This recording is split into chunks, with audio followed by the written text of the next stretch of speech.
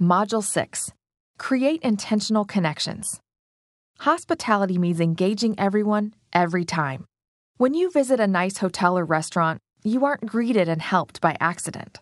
Those businesses think about where you will be entering the building, who will be there to greet you, what your experience will be with that greeter, and where you will move after that.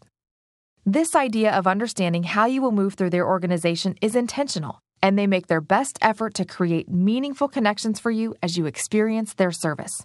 The experience of a person you serve can also be intentionally meaningful.